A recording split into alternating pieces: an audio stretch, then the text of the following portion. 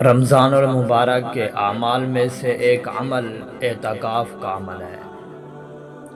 آج میں آپ حضرات کے سامنے اعتکاف کی فضیلت اور اس کے ضروری مسائل اور احکام بیان کرنا چاہتا ہوں۔ فرمایا کہ جو شخص خلوص کے ساتھ یعنی اخلاص کے ساتھ رمضان کے آخر عشرے کا اعتکاف کرتا ہے، اس کے بدلے میں اللہ تعالیٰ اس کے پچھلے تمام گناہ معاف کر دیتے ہیں اور ساتھ ساتھ 2 حج اور 2 عمرے کا ثواب بھی عطا فرماتے ہیں۔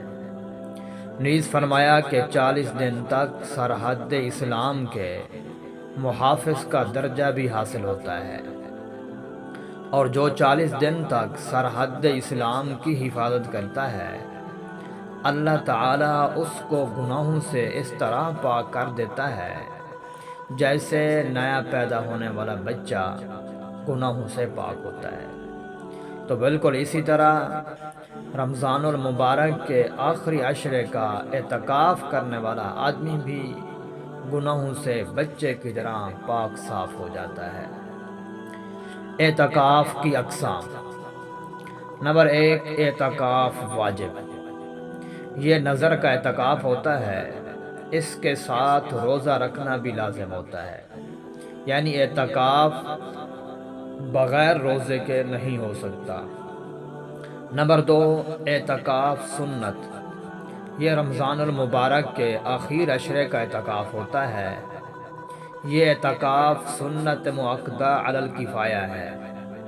علی الکفایہ کا مطلب یہ ہے کہ محلے کی مسجد میں سے 1-2 آدمی اعتکاف کریں گے تو پورے محلے کی طرف سے ذمہ داری ادا ہو جائے گی، اور اگر کسی نے بھی نہیں کیا تو پورے محلے پر سنت مؤکدہ چھوڑنے کا گناہ ہوگا، اور اس کے لیے بھی روزہ شرط ہے۔ اور تیسری قسم ہے اعتکاف مستحب۔ اس کے لیے روزہ رکھنا بھی شرط نہیں اور نہ پورا دن شرط ہے، جتنا چاہے حسب گنجائش کر سکتا ہے۔ اس کے بعد تیسرے نمبر پر اعتکاف کے چند ضروری مسائل ہیں جو میں آپ کے سامنے رکھتا ہوں۔ فرمایا کہ اعتکاف سنت کی ابتدا: آخری عشرہ کے اعتکاف کے لیے 20 رمضان کو سورج ڈوبنے سے پہلے مسجد میں داخل ہونا ضروری ہے۔ بغیر ضرورت کے اعتکاف والا آدمی آیا کہ مسجد سے نکل سکتا ہے یا نہیں نکل سکتا، اس مسئلے کو آپ کے سامنے رکھتا ہوں۔ فرمایا کہ اعتکاف نظر اور آخر عشرے کے اعتکاف میں ضرورت شدیدہ کے بغیر مسجد سے باہر نکلنا حرام ہے اور اس سے اعتکاف ٹوٹ جاتا ہے۔ اور ضرورت شدیدہ یہ ہے کہ غسل واجب، فرض نماز کا وضو، پیشاب پخانے کے لیے بقدر ضرورت مسجد سے باہر نکلنا جائز ہے، اور اسی طرح اگر مسجد میں جمعہ نہیں ہوتا تو دوسری مسجد میں جمعہ پڑھنے کے لیے جانا بھی جائز ہے، لیکن اس میں فضول وقت نہ گزارے، بہت جلد واپس آ جائے۔ لیکن اگر دیہات کی مسجد میں اعتکاف کیا ہے تو جمعہ کے لیے باہر جانا درست نہیں ہے، اس لیے کہ دیہات میں جمعہ جائز نہیں۔ اور نفل نماز باوضو رہنے، باوضو سونے اور تلاوت و ذکر کے لیے وضو کرنے کے لیے باہر نکلنا جائز ہے، اس لیے کہ اعتکاف کرنے والے کا ہر وقت باوضو رہنا مسنون ہے، اور اگر مسجد کے اندر ٹپ وغیرہ میں وضو کیا جا سکتا ہے تو پھر باہر جانا بھی جائز نہیں ہوگا۔ اسی طرح ٹھنڈک کے لیے غسل کرنا آیا کہ جائز ہے یا نہیں؟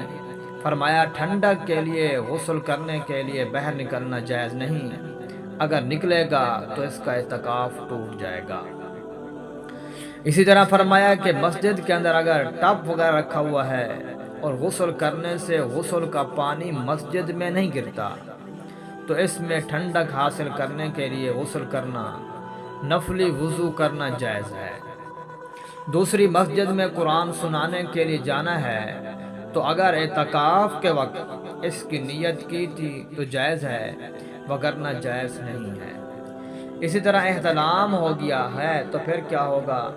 فرمایا اگر احتلام ہو جائے، آداب مسجد کی رعایت کرتے ہوئے تیمم کر کے باہر نکلے اور بہت جلد غسل کر کے واپس ہو جائے، اور اس احتلام کی وجہ سے اعتکاف اور روزے میں کوئی خرابی نہیں آتی، اور سونے کی حالت میں احتلام ہو جانا اور ہوا کا خارج ہو جانا مسجد کے آداب کے خلاف بھی نہیں ہے۔ عورت اگر اعتکاف کرنا چاہے تو اپنے گھر کے کسی کمرے کو جائے اعتکاف بنا سکتی ہے۔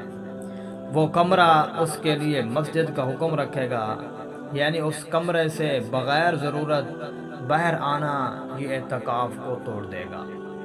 اگر عورت اعتکاف میں بیٹھی ہوئی تھی، اسے حیض یا نفاس شروع ہو گیا تو اس کا اعتکاف ٹوٹ جائے گا۔ تبھی ضرورت مثلا پیشاب پخانا، ازالہ نجاست، غسل جنابت اور واجب وضو کے لیے اعتکاف کی حالت میں مسجد سے باہر جانا بھی درست ہے۔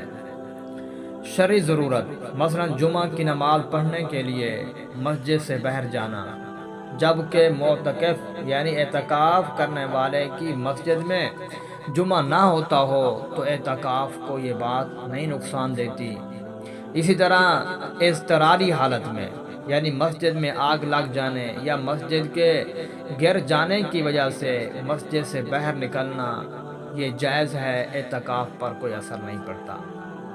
اور بغیر ضرورت مسجد سے باہر نکلنے، جماع کرنے، بیوی سے دل لگی کرنے کے دوران انزال ہو جانے اور جان بوجھ کر روزہ توڑنے، مرتد پاگل ہو جانے، مسلسل بے ہوش رہ جانے سے اعتکاف ٹوٹ جاتا ہے۔ نیز خاموشی کو عبادت سمجھ کر مستقل خاموش رہنا، فضول لا یعنی بکواس کرنا اور خرید و فروخت کا سامان مسجد میں لانا یہ اعتکاف کو مکروہ کر دیتا ہے۔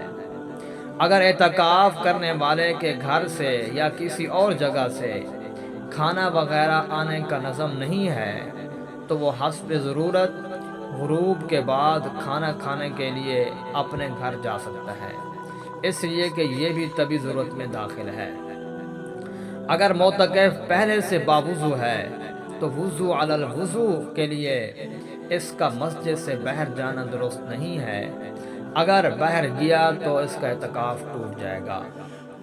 اور ایک ہوتا ہے نفلی اعتکاف، فرمایا نفلی اعتکاف کے لیے وہ شرائط نہیں ہیں جو مسنون اور واجب اعتکاف کے لیے ہیں، لہذا نفلی اعتکاف تھوڑی دیر کے لیے بھی ہو سکتا ہے، پھر جب بھی ضرورت پڑے یا بغیر ضرورت کے مسجد سے باہر نکلے گا تو نفلی اعتکاف کا تسلسل ختم ہو جائے گا۔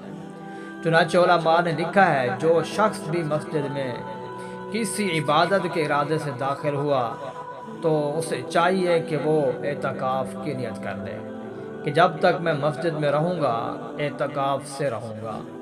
اس صورت میں اس کا مسجد میں جب تک بھی قیام ہوگا وہ نفلی اعتکاف شمار ہوگا۔